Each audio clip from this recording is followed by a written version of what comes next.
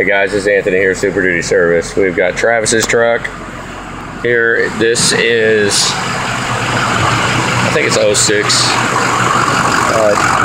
Does have green coolant in it.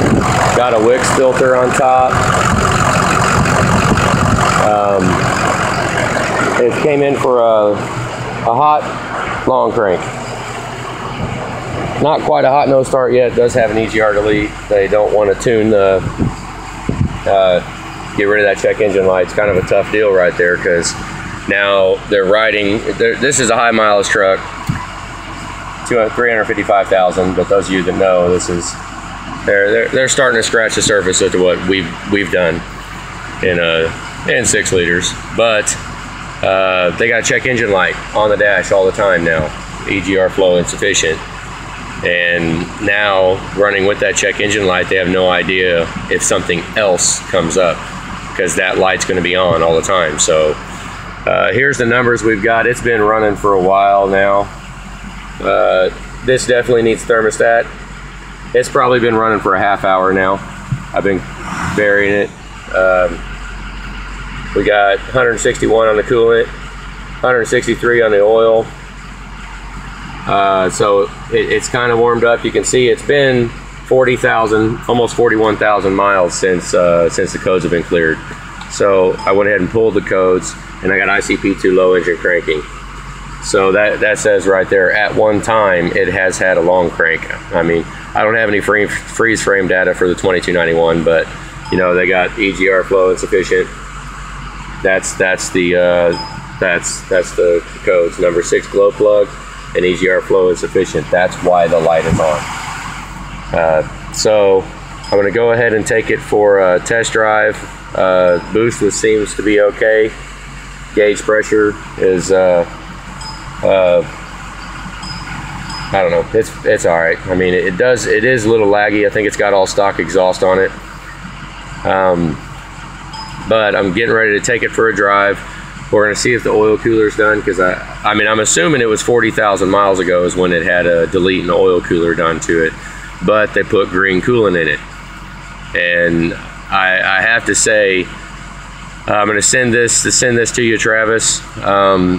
If we do an oil cooler here at this shop and it has green coolant in it, we void the warranty. There is no warranty on an oil cooler with green coolant. I've got many customers that will attest to that. I will not put green coolant in a 6 liter. I'm kind of in between a rock and a hard place here. You definitely need a thermostat to warm it up. I'm going to take it for a drive and see if you need another oil cooler. But you know, I mean, with all due respect, you know, I need to do this truck right, how I do the truck, because I'm not in the habit of fixing these trucks how customers want them fixed.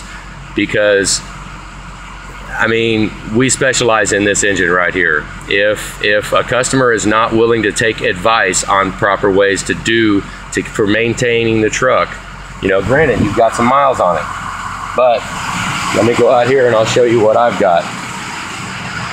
This is my second one too. Let me go outside real quick. I'm gonna go ahead and make it a long-term video. Here, I'll pause it.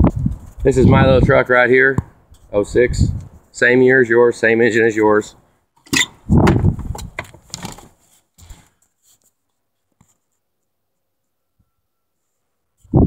So 809,000 on that one, and mine has never had green coolant in it. Injectors, you know, the best I've ever done was 350,000 miles on one set of injectors without ever losing any.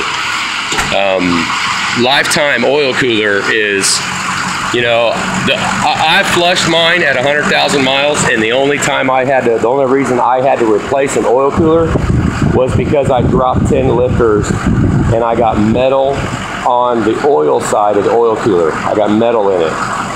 The numbers were good. So, you know, the reason why, if it's bad green coolant in it, long term, I mean, I mean, I'm not going to say that's the only reason why, you know, it needed I mean, if it even did need the EGR cooler, if it had catastrophic failure, smoke out the tailpipe. I don't know. I just, you know, I need to be able to fix these trucks how I want them fixed, because basically I do not want a truck out in the city with green coolant and a Wix filter on it with my name on it. And I mean, hopefully I'm not coming across, you know, argumentative or anything, but this right here, I feel very strongly about this, and I will not put green coolant in. The green coolant's 30,000 mile coolant. I explained that to, I think it was Randy that was here, and I think he didn't, I think I came across as I was trying to upsell, and I'm not trying to upsell. I mean, if it is dead set and the only coolant that can ever go in any of your trucks is green coolant, I can't work for you. And I mean, you know, there's a certain way we do things here. We're not just Joe Blow shade tree mechanic here that's trying to figure out how to work on these trucks on your truck.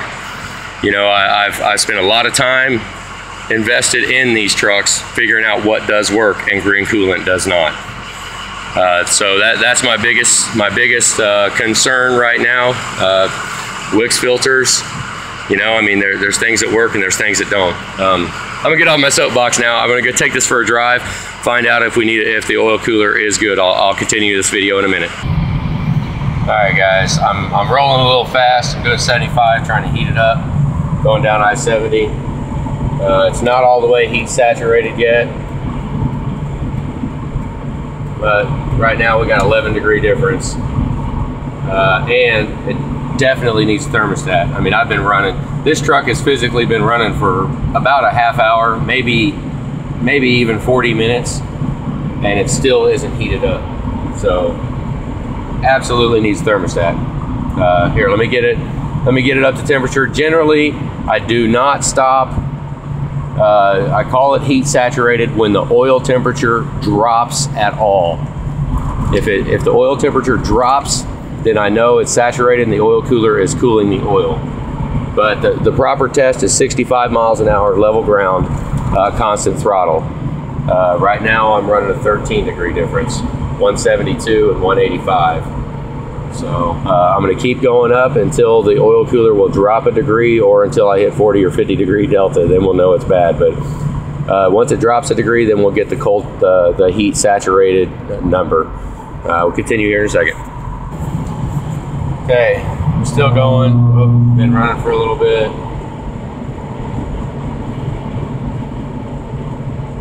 Got 16 degrees. Getting ready to exit and turn around. I came out to M&O Highway. Got 16 degrees right there. I'm gonna get ready to do a 65 mile an hour run back, because I mean, can't really drive it all day long, find out. But I've been running for about 15-20 miles down the interstate. So we can turn around and get it slow it down and see what kind of temperatures we're seeing. All right, here we go. We're on our way back to the shop. It's not, I mean, it's 12 degrees. It definitely needs a thermostat. Almost, if it was my truck, I'd be putting a thermostat in it, retesting before, you know, like right there's 11. So, you know, 11 degree difference. It's not out of spec. I mean, 15, you know, is the number. This doesn't have an EGR cooler on it, so you don't have that to worry about failing. But, you know, I mean, it's just another reason why I don't at all do the green coolant. You know, that silicate is in the system right now. I'm assuming it's been 40,000 miles, probably since the delete was done. And you know, here it goes. I mean, you're over 10 degrees. I mean, that's 9 degrees right now, but I just went down a hill. So, you know, it's about 9 to 12 degrees is the difference after 40,000 miles of green coolant. I'm assuming 40,000. I don't know for sure how long it's been, but it's been 40,000 since the codes were cleared in the computer. So, you know, go another 10,000 miles, another 20,000 miles, forget about it. You're gonna be needing an oil cooler. We're gonna see 20, 25 degree differences in here. I mean, I don't know. we could change the coolant, but I'm not putting that. You know, it's about 30,000 mile coolant. That's about all that coolant is good for. Otherwise, the silicone starts to drop out, and then it starts to clog the oil cooler, and then you wind up with high numbers. So get it back to the shop. I've ran it for a while now. We're going to see what kind of hot start we get on it. See if we can get any kind of issues. I mean, I cranked it a little while ago when it was warmed up in the shop, and it fired right up. So we'll see if we can replicate it. Okay guys, this is the last bit of it. I know it's a long video, 10 minutes. We got temperature at idle. Granted, we're idling in the shop. We got the oil burner burning. It's pretty warm in here. It's all right. I mean, generally, on a healthy system, when a truck is idling, those numbers would be real close, like 1 or 2 degrees off. I mean, you know, it ain't bad. It's 5 degrees. 5 degrees off at idle. 9 to 11 under the throttle. But I'm going to shut it off. Let it sit for a second. We're going to see about hot start. I'm going to go ahead and video the hot start here real quick. Let it sit for a second. And here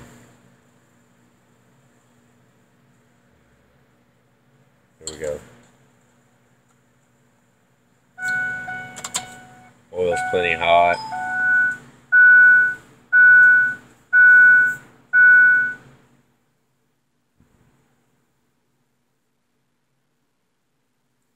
ICP dropped all the way to 0, which that could be a leak. But let's see how fast. If that ICP, which is this one right here, this one, here, I'll highlight it, that one right there, 500 is where it needs to be. The volts is like 0.89 or something like that to start. We'll see how fast it goes. The longer we wait, the better. But okay. I'm going to have to keep replicating it. I'm going to shut it off and let it sit for about 10 minutes and then come back and try to start it. Okay, last little bit. Here, I'm going to get a couple of minutes. Let's go ahead and try it again.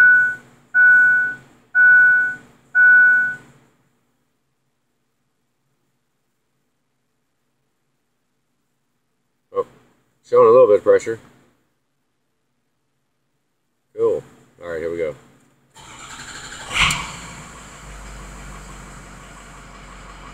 That was a hair long, but it's still, I mean, it was within. I mean, I'm not sure. I'm going to shut it off. I'll shut it off and I'll wait a half hour. Let's wait a little while longer. I got to see if I can replicate it, because, you know, if we can't replicate it, I mean, you know, there's kind of like two things here, you know. I mean, that having that light on, you know, it'd be nice to get rid of that check engine light. That way you could tell, like, your glow plug number 6 is bad. Your glow plug number 6, you know, we could have changed that.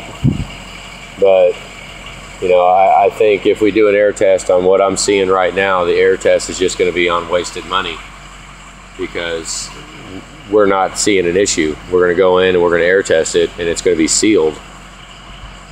You know, because let me shut it off, and I'll do it again here, and I'll wait about 20 minutes this time, or maybe 15 minutes, a little bit longer. See if I can. I got to be able to replicate it. I need to see it. You know, we got the ICP low code.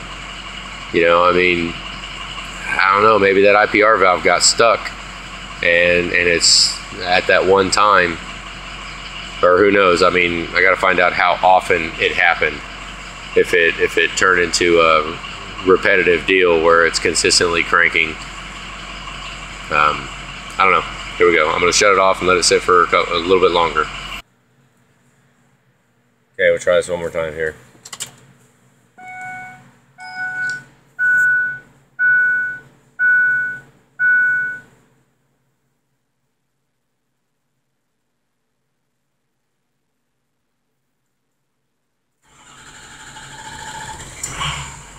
There we go.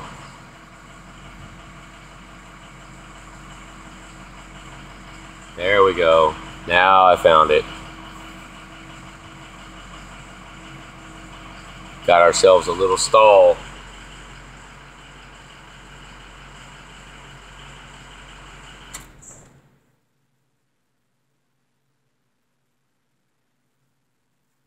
kind of was concerning how it kind of stumbled there a little bit, kind of acted like fuel, but the ICP was not gaining. It hovered at 300 for a minute. It's going to be tough to find it on the air test. It's going to be a very little leak. Well, maybe not.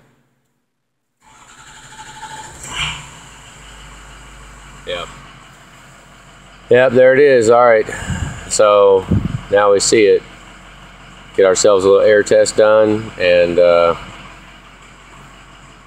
we got to call them and find out which way we want to go with it, because you know I don't know.